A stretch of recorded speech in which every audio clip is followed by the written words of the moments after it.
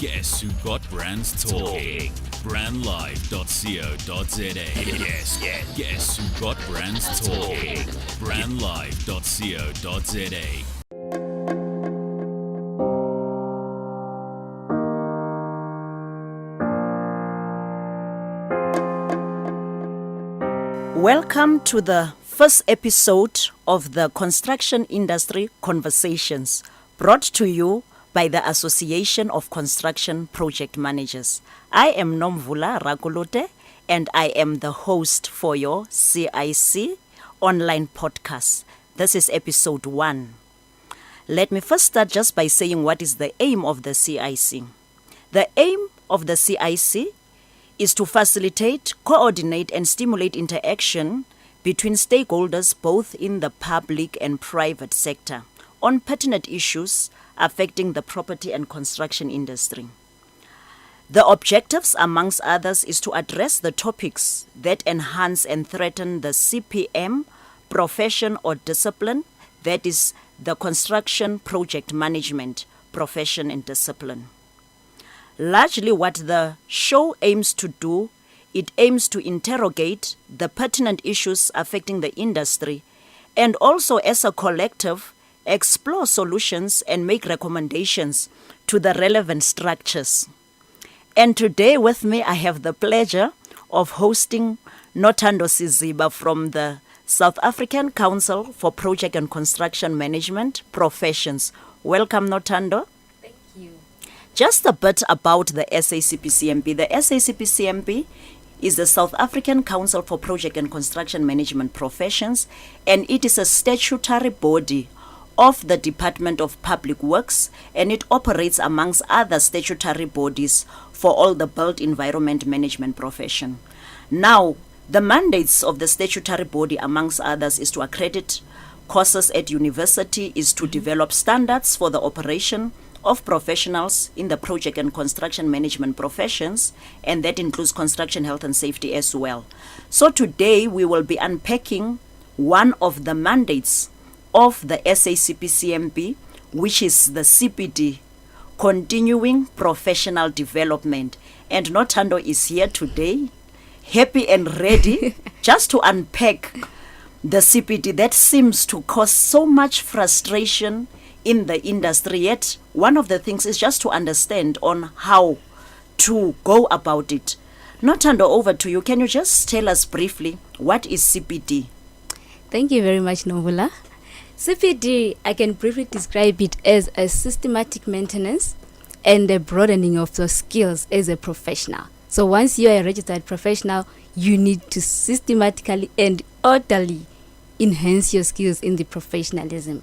So what do you mean it's a must, it's compulsory? It is. For all professionals. Definitely. Once you're registered, we need to entrust you with what you're doing. We need to entrust you with our projects. You can't just go there and we don't even see how you are growing as an individual. So we need to see that. So in other words, you mean that they must be kept abreast on the developments within the industry? Most definitely.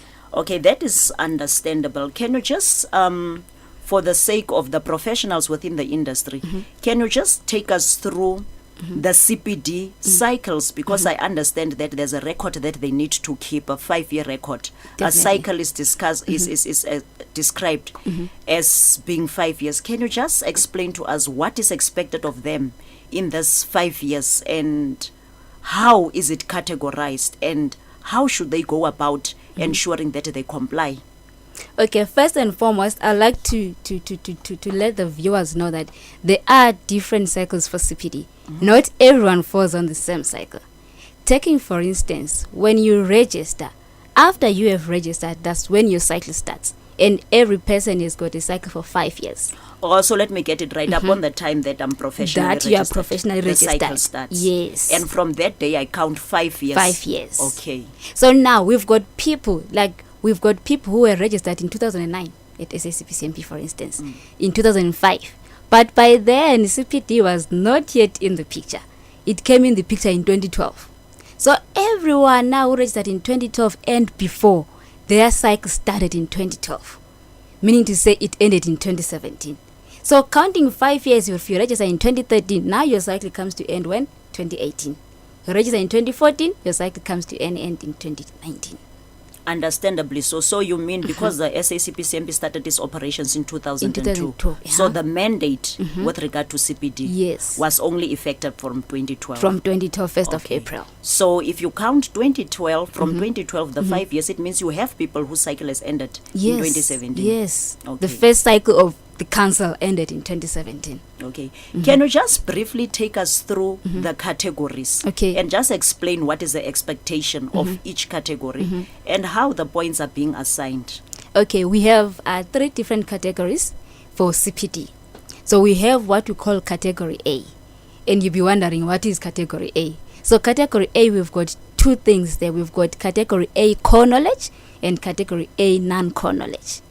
I'll get back to you now. And then we've got category B, what we call mentorship and development. And then we have category C, what we call ongoing practice. So when we go back to category A core knowledge is when we talk about the courses that are validated by SACPCMP. We talk about your further studies. For instance, if you're a project manager and you are busy enhancing your skill in getting a degree or a master's in project management, that falls under your category A core knowledge. Meaning to say it is the enhancement of your skill under your category of registration. So is it my understanding that in category A, if it's a degree which is not validated by council but accredited, so I can get marks or points or hours for it Most under definitely. that category? Most definitely. Now, what happens in the event that I am practicing abroad and I'm an active registered professional? Then I engage there in an activity that is to the that contributes to the core of what it means to be a professional, but is not validated by the SACPCMP. What happens in such a case? The fact that it's an international practice, that counts a lot to you get those hours under your core knowledge. And or as long as it's relevant To what your we call the scope category. of services for the Yes. category. Yes, most That's definitely. fair. Then how many hours do I get for category A? Can you just go through the categories and indicate what are the hours that we get, and are we able to carry over on a cycle? I mean, you'll always have overachievers. Yeah, most definitely. You know, there are other people who work hard and there are others who don't work hard. Okay, by the way, so for category A, you need to get 30 CPD hours. And for category In a B, year? in a 5-year cycle. In that cycle, Imagine, not just a year, 5 years, you need 30 hours. 30 hours, which you can even achieve in 2 years. But your conference alone is 14 hours. Exactly. You attend 2 conferences, you're almost there, you're only left with 2 hours Okay. to finish your category A. And then what happens in category B and C? So in category B, you need to have 10 CPD hours, which is your mentorship and development. Now with the mentorship and development, it includes mostly 3 major things. We've got the mentorship for informal staff mentoring, whereby it's not a registered candidate, it's you being a project manager and you've got someone that works under you. It calls mentorship informal staff mentoring. Then we've got the mentorship for structured candidate phase, whereby you've got a candidate registered, let's say for instance candidate CHSO at SACPCMP, and you're an agent, you mentor that person, you need to sign off the logbook. So it's part of mentorship. It's and part of it gets mentorship. recognized. It gets recognized. And the hours are assigned. And the hours are assigned. You being part of the project, the fact that you are working, that falls under your professional consulting services. So that is your category B, which is easy peasy to get it. And what hours am I expected to attain in the 5-year period? 10. 10 hours. Practically it means 2 hours a year. Okay, let's then go to category C. This sounds interesting. Now, category C is one of the easiest categories that you can ever get. The fact that you're a project manager employed, that's category C. So it's what I do on the job. What you do on your And daily if I'm a basis, lecturer? you still get your points for your category C. As an examiner As or an maybe examiner, lecturer. examiner, as a lecturer, because there's also what you call teaching and training under category C. So you lecture, you get your CPD hours for lecturing. The only thing we need to know is to see the evidence. Let's say, for instance, your appointment letter for the university, that you are a lecturer, you lecture twice a week, once a week. We need to see that kind of evidence for Okay. us to know that I you're assume lecturing. here you're talking about all professionals, whether it's construction, health and safety, Yes. project management and so on. So it's just the professionals, not the candidates. No, not the candidates. Okay, you did talk about the hours that are allocated in a 5-year period. Let's take it to all 3 categories. Category A being core knowledge. Yeah. and you are saying it's 30 hours that gets recognized over a 5-year period. What happens when I get 55? You have overachievers. Okay, so when you get 55, let's say for instance you get 55 hours for your category A, and you still have got your 10 hours on category B, and you still got your 10 hours on category C, but only alone on A you've got how much? 55. It technically means on your next cycle you will carry over 10 CPD hours. This is interesting. Let's just take a quick break, Okay. so that we further unpack the CPD.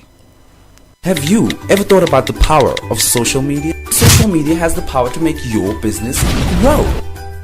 Grow! Yeah. Why don't you let us manage your social media? Because our business is to see your business grow. Visit us at www.beastdownmedia.co.za. Thank you, Nothando. That really does seem as not being that, that complicated. Maybe it's just a matter of having to educate Most definitely. our professionals on what to do. Now, I've got a very interesting question in mind, but before I go to that one, can you just give us example of the evidence that is accepted by council for the 3 categories that you've mentioned? All right, let me start from category A. From category A, as I said, those are the courses that you attend. And when you attend a course, we always advise our service providers to say, when you do a particular course, kindly give the attendees a certificate of attendance. So what you need to do is to just upload your certificate of attendance on your profile. So for category A, whether it's a course, whether it's a degree, you always get a certificate of attendance. So we need a certificate of attendance. Per chance it happens that the course you attend doesn't have a certificate of attendance, we need an attendance register. And if it's an electronic certificate? It's still fine. Yes, it can be sent. We still need that part so that we can see it definitely you attended that particular course. And category B? Category B, for mentorship, informal staff mentoring, for example, we need a confirmation letter on a company letterhead. That letter needs to be signed by you as a mentor. It needs to be signed by the mentee and needs someone, the third party, who's confirming that is true, accompanied by your CV. So if I'm a member of EXCO of a Built Environment Council, because that is me participating to develop the profession, wouldn't that be maybe under category B? It can be under category B. What we need now, you being the member of EXA, let's say for instance, of SACPCMP, being there as a voluntary, recognized voluntary association, what we need is a letter of confirmation from ACPM to say, okay, Nomvula Rakolote is this, what Active gets signed. participating EXCO member. Yes, Okay. that's what we need. And then just see. Category C, we need a confirmation of letter of your employment, because most definitely it's your industry experience, it's your professional position held in the company. So we need to know, okay, this is what you do. So we need a confirmation letter, just a confirmation letter on a company letterhead, signed off by your HR. If you are the director, I'm sure you think the HR is lower, so you need your co-director to sign on your behalf. Well, I hope that is clear. Now, here is two challenges actually with regard to CPD. Okay.